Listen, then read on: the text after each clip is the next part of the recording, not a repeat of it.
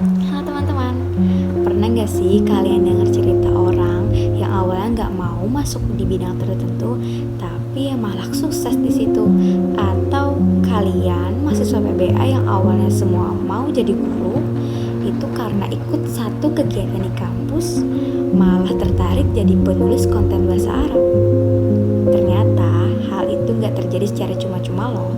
Ada teori yang menjelaskan semua hal itu, yaitu teori John D. Krumboldt. Yuk kita bahas. Siapa sih John Krumboldt ini? Ia adalah profesor psikologi pendidikan di Universitas Stanford, Amerika Serikat. Ia juga mengembangkan teori yang dikenal dengan nama teori pembelajaran sosial untuk pengambilan keputusan karir atau yang sering disingkat dengan teori Krumboldt. Menurut Krumboldt, pilihan dan perkembangan karir seseorang itu gak hanya ditentukan oleh bakat ataupun minat aja, tapi juga dipengaruhi oleh proses pembelajaran, pengalaman hidup, dan faktor lingkungan sekitar. Dari konsep Krumboldt ini, ia juga memperkenalkan ide kejadian kebetulan yang terencana. Artinya, kesempatan yang datang secara tak terduga justru bisa menjadi jalan menuju karir yang kita inginkan, asalkan kita siap untuk menangkapnya. Menurut Krumboldt, ada 4 faktor utama yang bisa membentuk karir kita.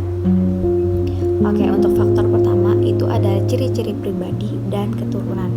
Nah, hal ini itu adalah hal yang udah kita bawa dari lahir.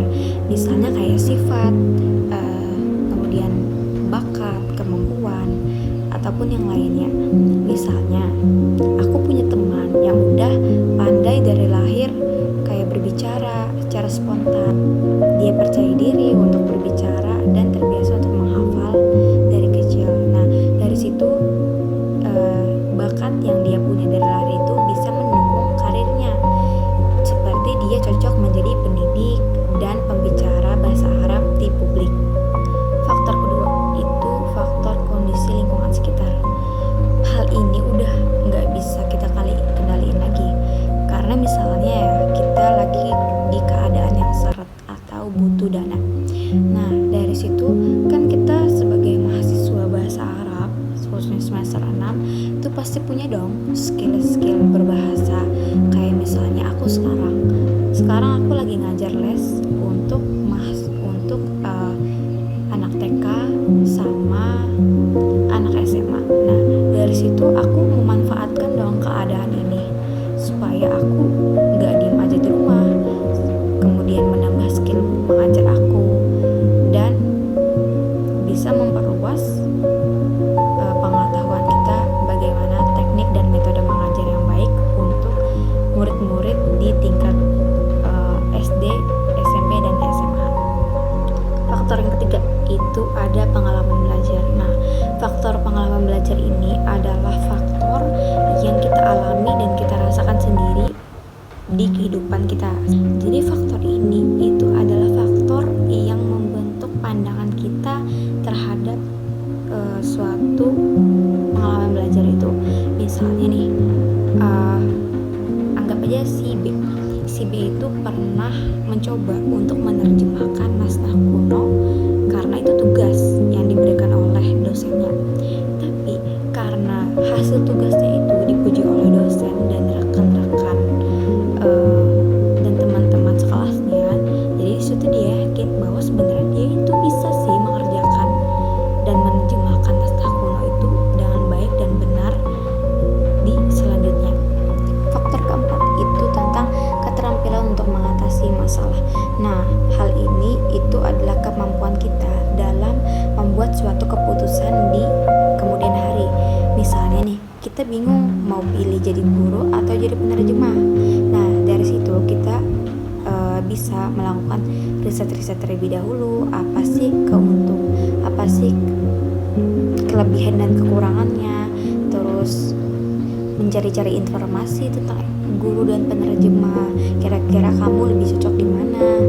Kemudian silakan kamu mengambil keputusan yang paling tepat, yang cocok dan relevan dengan diri kamu sendiri. Itu adalah 4 faktor yang bisa membentuk karir kita.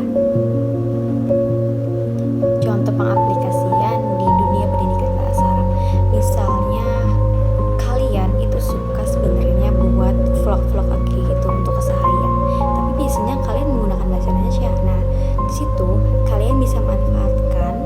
media digital, media sosial untuk membuat karir kalian melejit.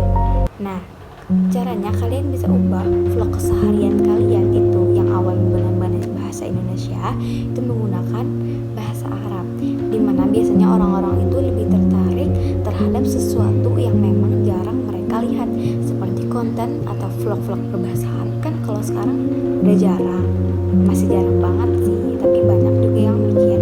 Nah, dari situ kalian bisa mengembangkannya jadi konten kreator berbahasa Arab. Sekarang kan udah jarang banget nih yang belajar tatap muka, emang mau belajar sama gurunya, biasanya lebih milih belajar sama TikTok, YouTube, ataupun medsos-medsos yang lainnya. Nah, dari situ kalian bisa manfaatkan medsos-medsos kalian, apalagi kalian nih yang punya followers banyak, daripada bingung mau upload apa, lebih baik upload hal yang bisa berguna untuk masyarakat lainnya. Sekaligus itu bisa juga meningkatkan skill kalian sendiri. Untuk menutup, pesan aku, kalian jangan pernah ragu ya, dan jangan pernah kaku sama diri kalian sendiri. Dan juga jangan pernah menutup diri dari kesempatan yang baru, karena mungkin aja kesempatan yang baru atau kesempatan yang kalian tutup tadi itu adalah hal-hal yang tidak terduga yang bisa menunjang karir kalian di kehidupan selanjutnya. Jadi sebenarnya skill bahasa Arab yang kita punya itu adalah salah satu kunci, dan pintunya itu banyak banget. Sekarang giliran kalian. Menurut kalian pengalaman apa selama di PBA yang bisa menunjang karir kalian di selanjutnya ya? Tulis di kolom komentar. Sekarang giliran kalian. Menurut kalian pengalaman apa di PBA yang bisa membentuk pandangan karir kalian untuk di kemudian hari? Jadi sebenarnya skill bahasa Arab yang kita punya itu adalah kunci, dan pintunya itu banyak banget. Jadi sekarang giliran kalian nih. Menurut kalian pengalaman apa di PBA itu yang bisa membentuk karir kalian itu di kemudian hari bisa lebih sukses selanjutnya? Kalian boleh